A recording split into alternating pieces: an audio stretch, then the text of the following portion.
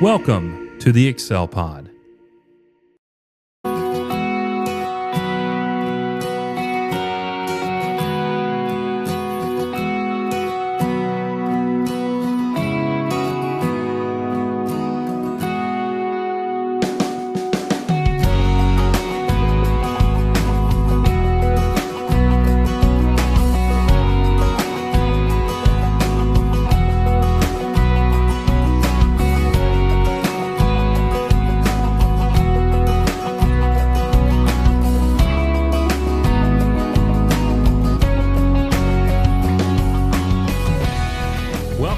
Untied podcast, where we unravel the knots of life with faith, wisdom, and encouragement, because together we're here to untie from tradition and embrace truth through powerful Bible teaching.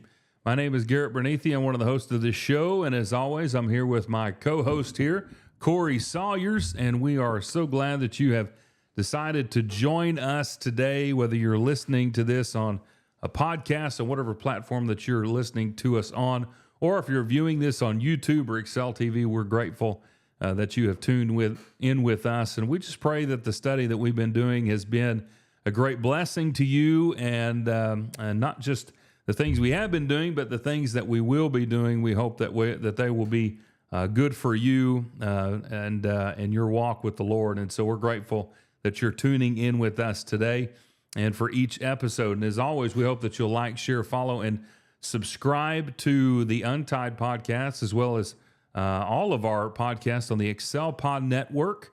You can just go to excelstillmore.net, head to the Excel Pod, and you can see all of the different podcasts we have there. Corey, we actually just added one more podcast last week called Organic Christianity with Matt Jones, and he does an excellent job. So excited to add that to the podcast family, and we know that it will bless you tremendously. So make sure to check that out, as well as all of our other podcasts on there, such as Thinking Kingdom or Road Trips. All of those are just really excellent podcasts. But we're happy that you have joined us today on the Untied podcast, the original podcast on the Excel Pod Network. And we just hope that your day is going well. So as we get started here, we've got a lot to talk about today. We're still in the Sermon on the Mount, Matthew chapter 5. We're getting into a fourth contrast that we're going to be discussing today. But before we get into that, Corey, what's been cooking, my friend? Well, the temperatures in West Virginia, it was 60s until we got there, and then upper 80s and lower 90s, and then when we left, it dropped back down to the 60s. So they thought we brought the Tennessee weather with us, but so you were cooking for a few days.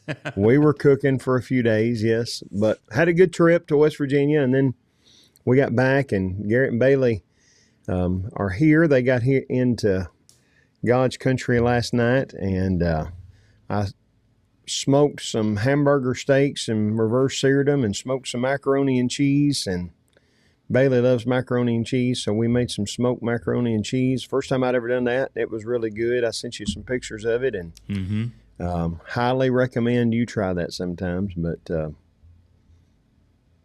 it was good. Well, they did look very good. Give me just a second. I'll see if I can. Garrett is speaking in our Wednesday night summer series tomorrow night. So they're here, and I'm thankful the elders let me pull somebody in from way outside of our region, but they made an exception with Garrett because he's going to stay with us, and Well, here's a picture of G1 and G3. Yep. And an old C in the middle. C. Outside of the old, in front there with the old Traeger. And explain what's going on here, Corey. Well, on the left and the right is the macaroni and cheese. And then in the middle is the hamburger steaks. We get those, when we do hamburger steaks, we get those at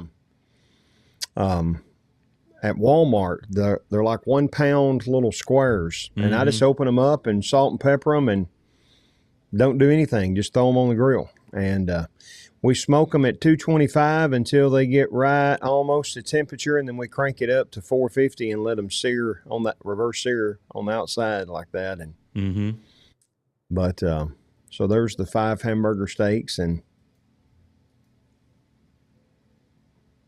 well, they disappeared on me.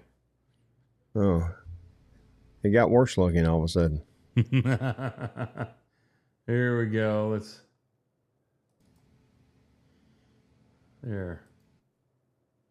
There's the hamburger steaks. Yeah, that looks good. Yeah, they're really good. And anyway, but the macaroni and cheese it was a recipe I got off Traeger. I changed it up a little bit, but you put the heavy whipping cream, and they said use half and half. I used heavy whipping cream, butter, and little ground mustard and the brown mustard powder, and black pepper, and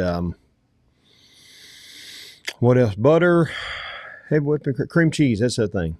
Put all that in the pan, put it on the smoker, and let that just smoke real low. I put it on the smoke setting, and right.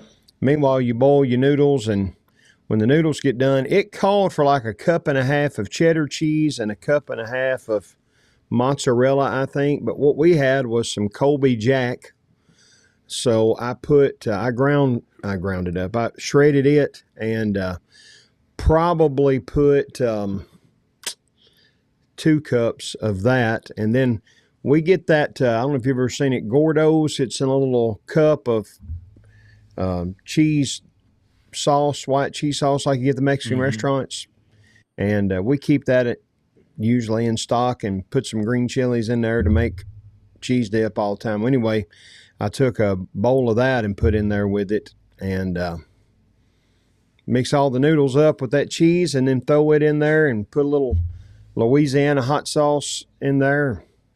Take you some panko breadcrumbs and sprinkle over the top, and it was larping. All I know. But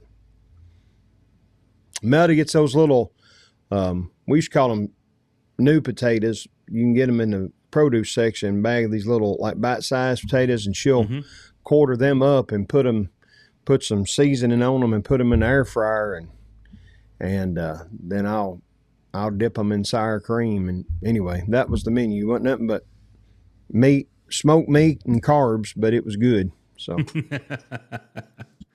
good is the key. Good is the key. Well, yeah. What have you been cooking? Not much, really. We've been pretty busy with Vacation Bible School and Lads to Leaders. We had Lads to Leaders this past weekend in Oklahoma City, and that's one of the newer conventions. Might be the newest convention, maybe. There's one in Pennsylvania, too. I don't know if we began at the same time or not, but both of us, I think, are the newest ones. But anyway, we're in Norman, Oklahoma, and had about almost 300 at the convention, which is pretty good. About 130, 140 maybe participants, and a few things were added this weekend as far as events went. So it was really good. First time at a hotel convention center, and made it a lot easier, a little bit better atmosphere, all that kind of stuff as typically that will do. So it was a busy weekend. It was a good weekend, and we were thankful to do that. Cohen, my second oldest son, he got to preach on Sunday morning with 3 other guys for the worship service, and that was pretty awesome. But all of them, all the kids, did really well and had a great time. And we had some newbies there, never been through something like that, and so they were pretty excited whenever they got to go up on stage and get an award for, doing pretty good. And so really, really cool weekend. We're glad that we got to do that, and headed home and been taking it easy ever since. Once you get back from Lads, you're, it's nothing compared to the bigger conventions, which for years and years we were down at Dallas. But still, you got some full days, and you get home and you just kind of relax. So that's been about what we've done. So I really haven't cooked anything over the last week or so, a couple of weeks really, but I have continued, and I don't know if you've gotten to try it yet, but I have continued, and I'm not promoting this. I love seasonings, and man, I've been putting that Dano's original on just about everything. Just about everything. I put it on my sandwich. I put it on. Kristen got up and made some biscuits and sausage gravy yesterday morning. I tossed some on that. Man, it's good. So I don't know if you're looking for a good seasoning to try out. That's when I still haven't tried Sweet Preacher. I've got to get some of that. That's on my list. So I don't know. Maybe one day I'll have a seasoning ranking that I'll do. I don't know. That could be fun. I don't know. Maybe we can both come up with our rankings and then compare and see where we're at. But that would be a lot of fun. But we could come up with our own rub and call it Season Still More. That is true. That is true. If you'd like to excel the taste of your food, season it more with with this. If you follow that Dano guy on Instagram, you're talking about putting it on everything.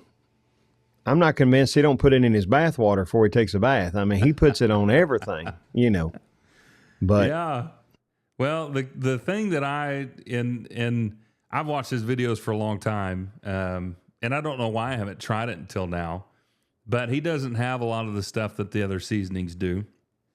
All the different salts and sugars. It's a lot of natural products, and anyway, and a lot of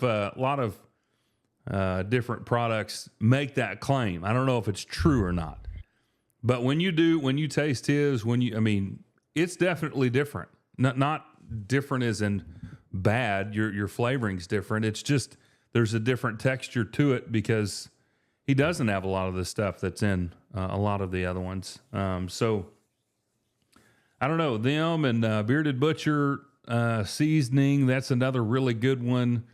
So there's a lot of really good ones, but that's when I've got to try the other flavors and see how they are. But really pretty good. I mean, if you could take it and put it on anything, you got something right there. So, put that on the bumper of your car. Just put it on a cracker. Eat it up. Well, Sweet Preacher has, I just looked it up here, maltodextrin, which they use to make the molasses into molasses powder, and then not more than 2% tricalcium phosphate added to prevent caking. So, for what that's worth. I bet that's probably majority. Maybe. I don't know. Some of them kind of clumped together. So I was going to look and see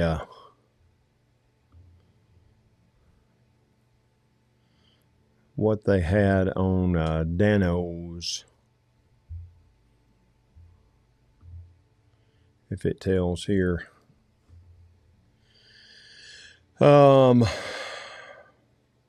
No, it just says spices, granulated garlic, sea salt, granulated onion, dried lemon peel, dried orange peel, mustard seed. So it doesn't have, if it's got something in it that I have to look up in the dictionary how to spell it, that's probably not a good thing. You know what I'm saying? It's true. That's true. And I'm looking down through all of the and I'm not in the butter dust, it's got maltodextrin as part of the butter flavor. Guar gum, I'm not sure what that is. Annatto extract for color. Same with butter steak. But most of these doesn't have anything. Well, the cheesening has powdered cellulose for anti-caking, calcium proponate, which is a preservative. But most of these doesn't seem to have anything but just things that you could actually spell and find in nature. You know what I'm saying? Right. Dried orange peel. Anything with orange in it's bound to be better. Isn't that right? You would think. You would think. Well, it's good stuff. Well, it is good stuff. Like I said, I see him advertise all the time. He's all the time making all kinds of recipes and. Oh, I'm telling you, he's got it down, man. Yum yum, get you some. That's his catchphrase. That's pretty good. Mm-hmm. Yeah, he seems as country as cornbread too. So I reckon he just guy that started his own business, and basically social media is how he grew his business. That's exactly right. Yep, that's exactly right. From what I know of his story. Yep. Yeah, and he's not stopping. He just keep on going. He's having a blast. That's what's fun. So, but yeah, good stuff. You have to definitely try it if you haven't. Well, when you do what you love, you never work a day is what they say. Mm-hmm. Yep. Speaking of days, as we do our weekly holiday recognition, I don't know if you've already looked these up yet, but since you started this, now I've always pulled them up to see what day it is. So today, in case you were wondering, today is World Redhead Day. Which we have a few. Mm-hmm. It's also Sally Ride Day, which celebrates the birthday of the physicist and astronaut who became the first American woman in space.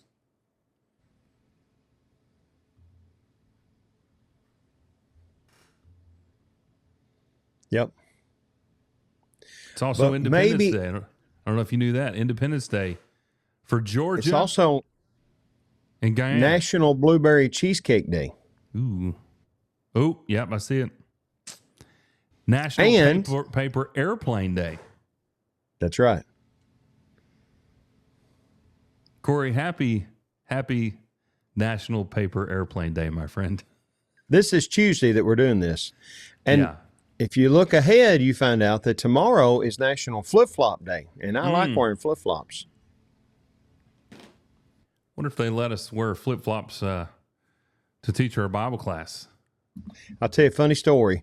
But when COVID was going on and we weren't having but one service, separated, and we only had one because we had all the stuff that we'd spray down everything with afterwards, and it had to sit for 8 hours or whatever. So, but in the spring and fall, when it was pretty, we would meet out in our pecan grove, and we'd tell people just bring your lawn chairs or whatever. And because of the fact that you're outdoors sitting in the yard and all that, I had on like a fishing shirt and I don't know what I had on, jeans or something like that, but I just wore flip-flops. It was hot. I had on flip-flops. One of my elders, who was kind of old school, he come up to me afterwards and he's, man, that was a good lesson you had, and I really appreciated that. And as he's talking, his head's falling downward, and then in the middle of the sentence, that was a really good point. Did you have those on when you were preaching? And I said, yes, and it was the same sermon you heard. And he said, yeah, but, and I said, well, let's just call them my Jesus shoes. And he said, well, that does make me feel better about it. So anyway. But back on task. Let me get you to Thursday is the day that this will come out, right? Mm-hmm. And so if you're listening to this on the day that it premieres on, what is that, May 28th, Thursday, is a very important day because it is National Hamburger Day. Hey, there we go. It is National Beef Burger Day, and it is National Brisket Day. All in one day. Why is this not a major holiday that we... I think that it is. We should be off work. The entire world sitting around smokers. Celebrate this. Yeah. Just sitting around smokers. What a good day. Yeah. I'm excited about Thursday. Yeah. I don't know if I could get a brisket, but if I could get a brisket, I would smoke it. Maybe hamburgers, but just think of all the good things that you could eat from a brisket. You can have burnt ends. You can just eat brisket slices, chopped brisket sandwiches, brisket slice sandwiches. You can put it in some cowboy beans. I mean, there's all kinds of stuff that you can do. That's right. What a fun-filled day. That's exactly right. Oh, man. It's funny. By the way, another thing about today that if you ever look up the celebrity birthdays, I always like doing that too. Today, Tuesday, is the birthday of James Arnez, better known as Sheriff Matt Dillon on Gunsmoke. So, anyway. It's my grandmother's show right there. Every time I call her, what are you doing? Watching Gunsmoke. All righty. She loves it. Well, a lot of people have to work in silence. I have to have something going in the background. So I usually have my TV on, whether here in the office or at home. I have music. And music, sometimes I'll do. Sometimes I'll have Andy Griffith on, or if nothing else is on, if it's Gunsmoke on TV Land or something, one of the things I like to do is see how many characters I can find on there that have played in the Andy Griffith show. So that's another little fun game that I play that probably no one else would think is fun, but I enjoy. So see, I can't have anything playing as far as video because I will want to watch it. Yeah. But if I have music in the background, it doesn't really even necessarily have to be, doesn't really matter what it is. It can be anything. If it's got a good tune and, something like that, a good melody or something like that, then I'm good. I've got a good melody. But anyway, if I have music on, I end up singing is what I end up doing. So that's the problem. Sometimes I can do that, but it doesn't bother me as much. I can still work and jam out at the same time. So there's no telling what you would hear in my office during the day. Maybe old country, maybe 80s rock, maybe, I don't know. Could be anything. Could be a movie soundtrack. So just depends. Yeah, Whatever on the way gets me going. On the way back from West Virginia, you're going from, you can't keep it on a radio station because they come in and out so quickly. And so I just had on my phone playing through the radio, and I put up my favorites playlist, and after about an hour of that, Melody said, you probably have the most unusual collection of a playlist of anybody in the history of Apple Music. And I don't know that that's true, but it is a diverse collection for sure. Oh, me too. I've got all kinds of stuff on there. And it's a shame that we can't get Garth Brooks to get on Apple Music. I don't know what it's going to take for him to realize that it's no longer 1998, but it's time to get on Apple Music, Garth. So, well, I don't know that he's listening to our podcast, but if he is, he needs to be listening to our podcast. That's for sure. Yeah. Well, outside of the Garth Brooks invitation, we got a big study going on here. And the appeal to Danos to sponsor us. Man, that would be very, very cool. I'm going to email him. Get him. We have a new youth intern that started today, and he was in the youth minister's office, and we were making plans for all of us to go. We're going to have a ministry team building event tonight and go watch The Mandalorian together. So nice. I walked in there, and when I walked in, I told Nathan, I said, you will never guess what I smoked last night. And he said, mac and cheese. I saw it on your Instagram. I said, yeah. And the intern looked up and he said, I was afraid of where that was fixing to head for just a minute there. But if he listened to our podcast, he would know what kind of smoking we do. Anyway. Yeah. Anything in that, if we could get Traeger and Dan O's and Sweet Preacher and the American Beef Council and the American Pork Industry, we'd be sitting pretty. Sponsor. This would grow like crazy. Yeah.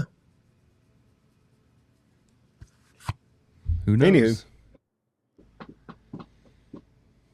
Well, on that note. Yeah, I diverted you again. We have a big study today, Garrett, to get into. We do, yes, we do. We've covered a lot of stuff in the Sermon on the Mount, which if you have been following along with us in our study, this has really been an excellent, it's always an excellent study, but I've loved our study together, our conversation, as we've kind of dove into a lot of this. I mean, a lot of this stuff from a textual standpoint, from a practical standpoint, from a life, life standpoint, living. So there's a lot of stuff to consider with everything, and this is all just really, really cool to dive into and to think about more and more. Hey, Corey, I've got somebody at the door Hold on just a second. I'm going to pause this real quick. Then we can edit this. Behold, I stand at the door and knock. All right, so we are in Matthew chapter 5, and we've been noticing these phrases here as we've marked them a couple of different times. The phrase, "you have heard, but I say to you."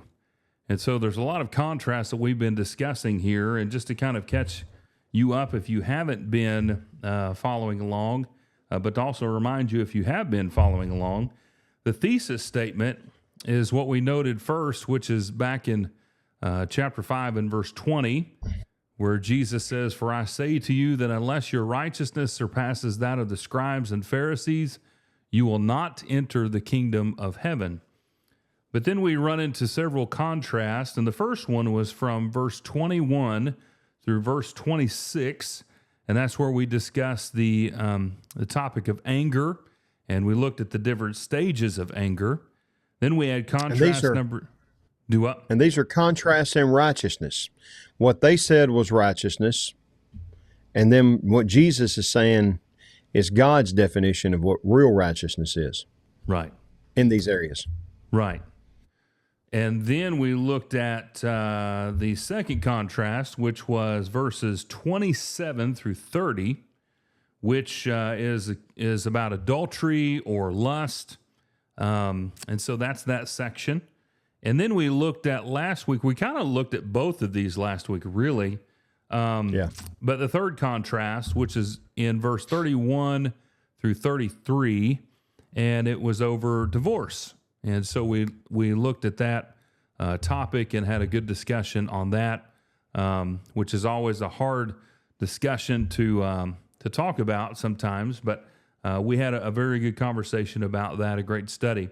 And so today we are looking at a fourth topic here, which is about vows or oaths, depending on what translation that you have. We were actually talking about that before, where the New American Standard, if you're watching this, we have the New American Standard in front of us, but it talks about vows, while the ESV will talk about the oath. So either one of those will fit into, of course, the same thing. So anyway, we're in verses 37 or 33 through 37, and that is the topic that is being discussed here. So, Corey, where do we want to start with this? As we get going on our study? Well, it was the great George Strait that said, "I'll sign it at the bottom of the page. I'll swear under oath." Because every single word is true, and I think you need to know. Have you ever heard that song? Write this down. I'm trying to think of what song that is. I know just about all of them. But I'm trying to think. It's been a while. He says you can use it as a bookmark. You can stick it on your refrigerator door, hang it in a picture frame above the mantle where you'll see it for sure. baby, write this down. Take a little note There to you go. remind you Okay. in case you didn't know. Tell yourself, I love you and I don't want you to. And then at the end of the song, he says, you can find a chisel, I can find a stone. Folks will be reading these words long after we're gone. Well, that is the idea of swearing or oathing or vowing.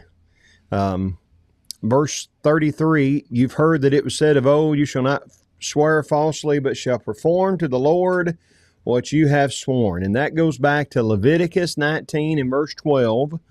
And what they were saying was right, but the religious standard of the scribes and Pharisees was they redefined what it meant to make a false vow. So think back when you were a kid and you would say, if you will give me your oatmeal cream pie, then I will give you my little Debbie brownie. And you give me your oatmeal cream pie and say, give me the brownie. And I'll say, nope, I had my fingers crossed. So that suddenly means it doesn't count. Well, that's kind of what they would do. They'd figure out ways that they could be released from the obligation they had made, that they had sworn or whatever, supposedly without breaking a vow or the law. They were looking for that fine print in the contract, to where you could get out of it and not really mean what you said. And so that's why I started off with George Strait, because what the point of that song is what I'm telling you is absolutely 100% the truth. You can do whatever you want to, however you want to write it down, wherever you want to put it. It's not going to change the fact that that's the way that it is. That's not what the scribes and Pharisees were doing. They were making vows or oaths and then saying, now how can we arrange this or say this in such a way that it's not exactly a lie whenever we pull out of our obligation that we've made. Does that make sense? Mm-hmm. Yeah. Yeah. So I guess the main teaching here, in fact, let's read it real quick. I know we've kind of gone through it a little bit, but verse 33 starts with, and again, this is the New American Standard. Again, you have heard that the ancients were told, you shall not make false vows, but shall fulfill your vows to the Lord. But I say to you, make no oath at all, either by heaven, for it is the throne of God, or by the earth, for it is the footstool of his feet, or by Jerusalem, for it is the city of the great king. Nor shall you make an oath by your head, for you cannot make one hair white or black. But let your statement be yes, yes, or no, no. Anything beyond these is of evil. So it seems that the main thing that Jesus is trying to get across is very simple. Don't make promises you don't intend to keep. Period. Yeah, his point is not that you can't make vows or oaths. And some try to take this too literally. We've got a brother in Christ that's a member of the congregation here that is a judge, and he's talked about some religious groups that come in and they try to swear them in before they take the stand, and they won't do it because the Bible says that they're not supposed to take vows or oaths. But if you want to, and if you don't want to, then just tell me and we won't do all this. But if you want to bounce around to a few passages, then I'll give you a few to bounce around to. Turn over to Matthew 26, and look down at verse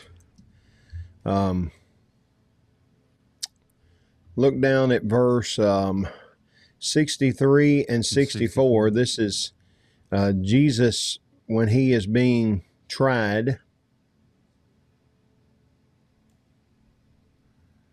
There it is right there. But Jesus kept silent, and the high priest said to him, I adjure you by the living God that you tell us whether you are the Christ, Son of God. Jesus said to him, you have said it yourself. Nevertheless, I tell you, hereafter you will see the Son of Man sitting at the right hand of power and coming on the clouds of heaven. All right, so that word that's translated adjure is our word orkos, which is the word for put under an oath. So basically he's saying, I'm asking you to swear or take an oath that you are the Christ. And Jesus does. He said, you said it. That's right. Okay. So Jesus made a vow. All right. If you turn over to 2 Cor in chapter 1 rather. What'd you say, chapter 1? Chapter 1, and look down at verse 23. This is Paul writing, of course. 23, but I call God as witness to my soul that to spare you I did not come again to Corinth. Okay, so what he's saying is, I'm taking an oath with God, basically. Does that make sense? Mm-hmm. And then over in Romans 1,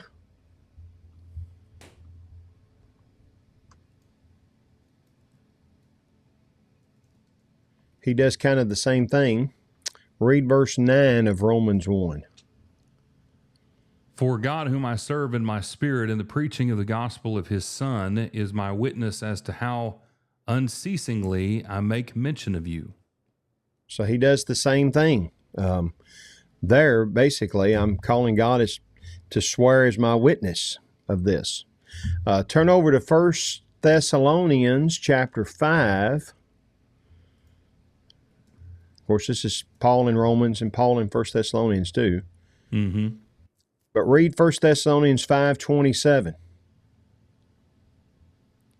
I adjure you by the Lord to have this letter read to all the brethren.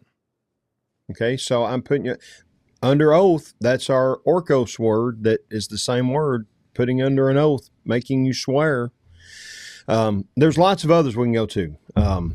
But my point is that Jesus and Paul both made vows or oaths. So if they were not to take vows at all, then Jesus sinned and Paul sinned. Mm-hmm. And we know that's not the case. Okay? Right. But even more than that, if you'll turn back to the Old Testament, to Exodus chapter 22,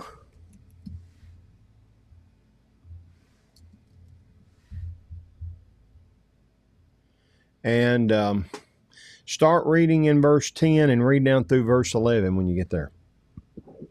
If a man gives his neighbor a donkey, an ox, a sheep, or any animal to keep for him, and it dies or is hurt or is driven away while no one is looking, an oath before the Lord shall be made by the two of them that he has not laid hands on his neighbor's property, and its owner shall accept it, and he shall not make restitution. So that's part of the old law, was making an oath, right? Mm-hmm. So if Jesus forbade oaths, he's contradicting the old. And by the way, you can turn over to Numbers chapter 5, and there's another one there. Earlier, we saw just a few verses before in chapter 5, Jesus says, I've not come to destroy the law, but to fulfill it. Mm-hmm. So he's not going to contradict it. In Numbers 5, verse 19, when you get over there, read that. I'm being bossy. I'm sorry. Nope, you're good. Verse 19, the priest shall have her take an oath and shall say to the woman, if no man has lain with you, and if you have not gone astray into uncleanness, being under the authority of your husband, be immune to this water of bitterness that brings a curse. All right, so this is all about a woman who's been accused of adultery, and one of the steps, if she's claiming to be innocent, she's supposed to take an oath or a vow. So again, if Jesus is forbidding oaths, then he's contradicting the old law, and he's not doing that. So again, like you said, the point is not don't take a vow or don't take an oath, but it's better not to take an oath than not to keep the oath. And that's the point that Jesus is trying to make. As you said a few moments ago, just be men of your word, be women of your word. Say what you mean and mean what you say, and let it be done at that. You can swear an oath or you can make a vow or whatever, which is kind of what we're doing a lot of times, even when we don't say it. You write a check, and what are you doing? You're you're vowing or making an oath that I've got this much money in the bank account, and when you present this to my bank, they're going to give you this money. I mean, there's lots of those kind of things. But be men of if you're writing a check, make sure you got the money in there. If you tell somebody you're going to do something, whether you say, that's like what we would do in elementary school. What I didn't say I would I promised I would do that. Well, whether you say I promise or I swear or I take an oath or I whatever, you shouldn't be trying to look for ways to get out of what you said, which is really what the scribes and Pharisees were doing. And, it's not as if, like we think when we're in elementary school, that certain words are the formula that I've got to do what I say, and certain words are not the formula, so I don't necessarily have to do what I say. Just be men and women of your word. Yeah. Well, it seems that verse 37 is really the point. And I think some translations have this worded a little bit different. Let me see if I can. There's the English Standard. Let me bring this up here. Verse 37. Man, I need to make that bigger. So here's the ESV. Let what you say be simply yes or no. Anything more than this comes from evil. So I think that's a really good way, maybe a little bit more clearer way to say what the New American Standard is saying, but let your statement be yes, comma, yes, or no, comma, no. Anything beyond these is of evil. So that really is the point of the statement, it seems. It is the point that he's making, not to not make an oath, but like you said, an oath, a promise, a vow, a certificate, a contract is only as good as the people are who are trying to uphold those things. And so this is not a teaching on the idea of oaths. It's a teaching of being trustworthy. It's a teaching on being on being able to keep your word. It's a teaching on how righteous you are to be by upholding the things that you say. And so if we take this back to maybe not really a different perspective, when you look at Jesus, and you look at God as a whole, and you look throughout history. I've been doing a class on Sunday mornings that have been looking at the promises and prophecies of God. And in each of those, which those in some ways might be the same, but they're also different. But when God makes a promise, he upholds that promise.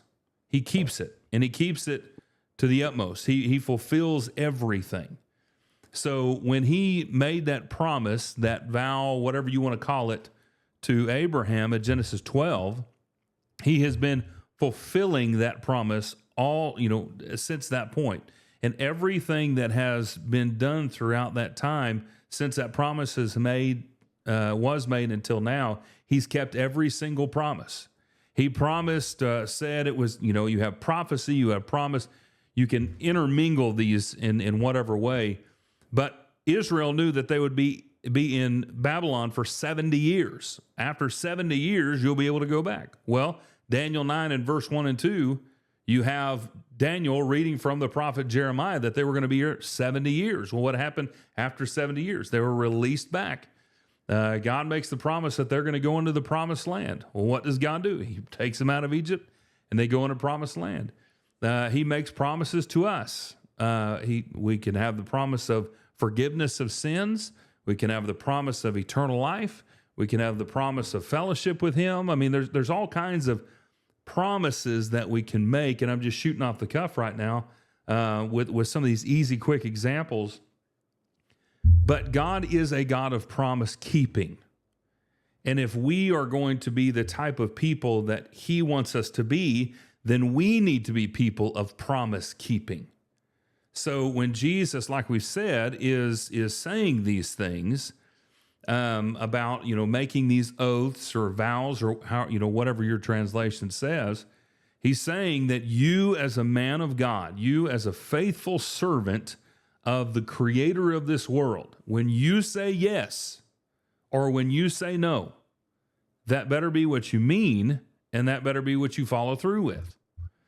So this is about being trustworthy. It's about being honest. It's about fulfilling the things that you say, because righteous people keep their word. And I think that's really at the crux, the foundation of what he's getting at. It has nothing to do with the actual making of an oath. It's about keeping it as an individual who is striving to be a follower of the Lord. Mm-hmm.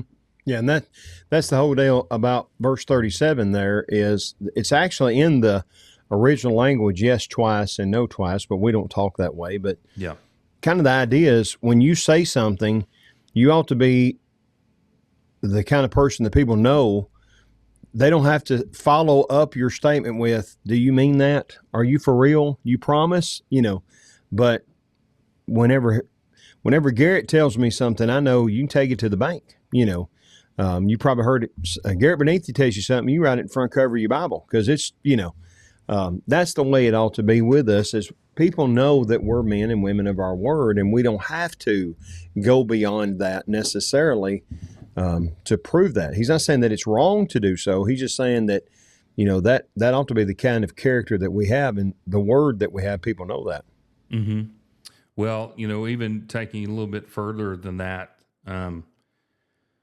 remember when you were little and you'd make some kind of promise or some kind of pact or whatever. What are you going to put this on? What are you going to swear by? Swear on your mama. Swear on whatever.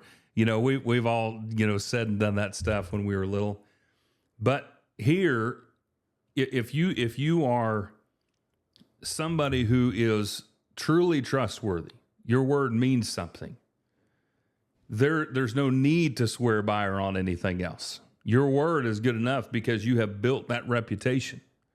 You have established that understanding with those people around you. Now from a practical standpoint, a life standpoint, how does that help you as an individual? And I know that really this we can go on a lot of other stuff, but this teaching is fairly straightforward. Now, if you understand that verse 37 really is the meaning here, what he's getting at. But how does this help you? How does it help you in your family? How does this help you in the workplace? How does this help you if you're a preacher or an elder or a deacon or, just a member of a congregation? How does this help you by being able to be truly trustworthy? Are you asking? I thought you were going to talk. Yeah, I'm sorry. Well, obviously, as someone who's trying to share the gospel with others, if people know you're telling the truth, there's credibility there. You're trying to teach your children. Well, there's credibility there. One of the things, I may have talked about this before. We have raising our boys. We had lots of rules, obviously, but we had what we called the 3 unbreakable rules. Mm-hmm. One of which was, you don't lie, because, and we would repeat this so the boys even now can recite this to you, but you don't lie, because if you lie, then we don't have trust, and you can't have a relationship without trust. That's really home, community, work, church, whatever. That's what it really boils down to, is if you lie, if you're not a man, if you're not people of your word, then you don't have real relationships, because if you can't trust people, you can't really have a relationship with them. Going back to what you were saying about God, that's why we know we can build a relationship with him, is because we know he's going to keep his word. Mm-hmm. He's proven that, And for us, my marriage is based on the fact that, whether or not I'm going to keep my word. My relationship with my children, my parents, is based on whether my relationship as an employee-employer, whatever it is that we're in, it all comes back to that. But again, more specifically, we need to be, if we're trying to teach truth, then the only way people will accept it as truth is if they know we are truth-telling people. That's right. That's right. That really allows you to build strong relationships. Mm-hmm. I mean, really strong relationships. Now, well, if we look at this from a textual standpoint, in those that Jesus is dealing with, we've already established in our first studies of this that Jesus is different. He's teaching things different. But I say to you, he is coming to them with the authority of these teachings. He has established and is continuing to establish his place among the people. Everything about him is just different from what they're used to. And so if you come over to Matthew 23 and verse 16 down through verse 22, you have this section in here where you're getting into these woes as Jesus is talking to the Pharisees and the scribes, and he's calling them out on several things here. But notice what he says, and it really goes along with what we're talking about. In verse 16, he says, "Woe to you, blind guides who say, whoever swears by the temple, that is nothing. But whoever swears by the gold of the temple is obligated. You fools and blind men, which is more important, the gold or the temple that sanctified the gold? And whoever swears by the altar, that is nothing. But whoever swears by the offering on it, he's obligated. You blind men, which is more important, the offering or the altar that sanctifies the offering? Therefore, whoever swears by the altar swears both by the altar and by everything on it. And whoever swears by the temple swears both by the temple and by him who dwells within it. And whoever swears by heaven swears both by the throne of God and by him who sits upon it." So again, we're getting back to this idea of what an oath is that's not kept. It's nothing. But one that, I mean, in the if you're swearing by something, which often was happening, you got to understand what that actually means. And so again, and say that. Oh, go ahead. Go ahead. I'm sorry.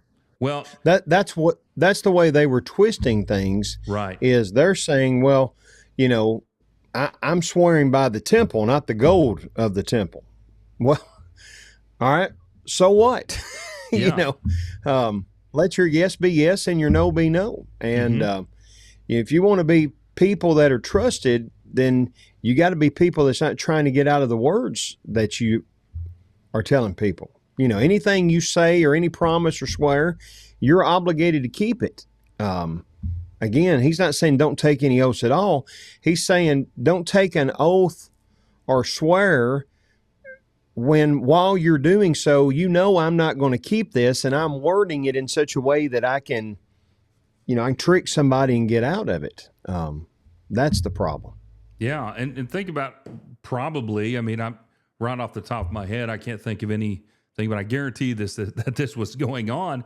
How many promises that were made and were not fulfilled, how many things that they had said and were not done, that whenever something serious in their mind came up or something that they wanted to push, if they wanted to, really make a statement, well, we want to do this, but I'm going to swear on this that we're going to do it. And if you throw the temple in there or you throw heaven in there or, something big like that, oh, well, they're really serious this time. So this is he calls them blind men. He calls them blind guides. He, obviously hypocrites in verse 15.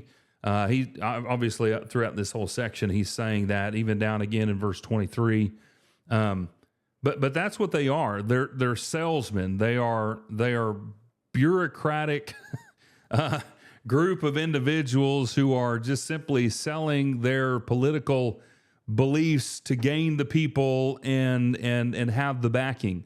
And this is one of the reasons why they hated Jesus so much, because he wasn't having to do what all of them were doing. He was showing them and teaching them and living by the things that he was teaching. And this is maybe why it's so cool to see this over and over again, especially throughout the synoptic gospels, that whenever it says he was teaching with authority, and especially in Mark, they were amazed, they were in awe, they were, all those words that are describing how they feel when they see him or hear him do something. You have to ask yourself, why are they in such awe? Well, he just told a man to get up and who was paralyzed probably from birth and go home. Yeah, that's a pretty big deal, right? You're going to be pretty amazed at that. And they were fearful and they were amazed. But that's not the only thing that they're amazed about. It starts off, they were amazed at his teaching. So he never had to do any of this stuff because he was always on, he was building the trust of the people, and his level of trustworthiness was so far above the scribes and the Pharisees that they were just simply amazed by who he was as an individual person. They didn't know who he was, just as an individual person. And if you can see it through their lens, I think that opens up this entire thing for us. And if we're talking about being untied from, our traditional values and what how the world shapes people to be, people who say this but don't really necessarily mean it or fulfill it. When we look at Jesus from their lens, that's what helps us to be more like Christ. Why is it they were so amazed? Well, how could somebody be amazed with me? Not because I'm important, but because whenever I say something, I do it, I fulfill it. That's what amazes people. And so I think that there's a true, there's a door that's open of opportunity for us to live in a different way, just simply by being trustworthy people like Jesus was. Mm-hmm. Yeah, and think about, on the other side of that coin, who do we sound more like when we're trying to twist words to build an argument? Think about the Garden of Eden. Did God really say, or in the wilderness with Jesus, did God really say, didn't he say, trying to twist words? That's what Satan does. And if you're trying to twist words to get your way, or to get out of an obligation, or to convince someone of something, then you sound a lot more like Jesus would say your father, the devil, than you do who you claim is your father. Right. And these are to be, real. If we're looking at the things that Jesus says over in Matthew 23, and then you connect them here, you have a whole lot of different instances where false teachers are coming in. Paul says in Colossians they were full of empty deceptions. They were basically salesmen, smooth talkers, and they would make these, make all these different claims about this, that, or the other, and they would sell the people on what they were, trying to get across, and the people would buy it. And they bought it because it sounded good. Well, if I'm going to swear by the temple, if I'm going to swear by heaven, if I'm going to swear by, whatever, well, I can make it sound good and believable. But when you look at Jesus, the reason that the things that he says are believable is because when you look at the promises made and the keeping of those promises, the prophecies that were given and the fulfillment of those prophecies, that's a trust builder. And for us as Christians, that's a great thing because not all of them have been fulfilled yet. We're still waiting on some of that. And so if I can look back at that and the consistency, that's a faith builder for me. But also I need to mimic that in my own life as a follower of Christ. And this is just practical living. You want to build a congregation that's strong. You want to build a family that's strong. You want to build a workplace that's strong. It has to be built on trust. Do the things that you say you're going to do. Fulfill your obligation. That's right. That's why the scout law begins with a scout is trustworthy, loyal, helpful, friendly, courteous, kind, obedient, cheerful, thrifty, brave, clean, and reverent. But it starts with being trustworthy. You didn't know we were going to bring in the Boy Scouts today, did you? I did not. But you have. Are one of my favorite songs ever. We started with George Strait, so we can end with Aaron Tippin. You've got to stand for something, or you'll fall for anything. That's right. So you got to be your own man, not a puppet on a string. Never compromise what's right. Uphold your family name. You got to stand for something, or you'll fall for anything. One of my favorite lines in there is he talks about that they might have been better off or had a bigger house if Daddy done a little more giving in, a little less backing down. But then he says, but we always have plenty, just living his advice. Whatever you do today, you got to sleep with tonight. Just be a man of your word. Not because George Strait or Aaron Tippin said so, or the Boy Scout law said so, but because the Lord said so. But that's the kind of, you always hear the old timers say, I remember when you just didn't have to you didn't have to sign contracts, you just shook hands and that was your contract, whatever. Mm-hmm. Well, part of our problem is we've gotten away from what Jesus is teaching here. Mm-hmm. And how much better would the world be if we just went back to what Jesus is teaching? That's right. That's right. I promise.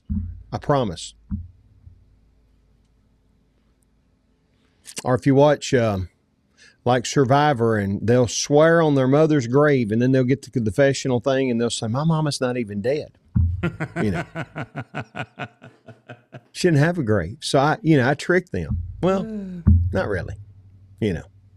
I don't know what that means to swear on somebody's grave anyway, but I don't either. It's probably some kind of voodoo something. I don't know. Probably. Well, these are all good things to think about. Good songs to remember. To be honest, I haven't heard those songs in a while. There's a lot of other songs that could apply to this too. So, yeah. Oh, man. Well,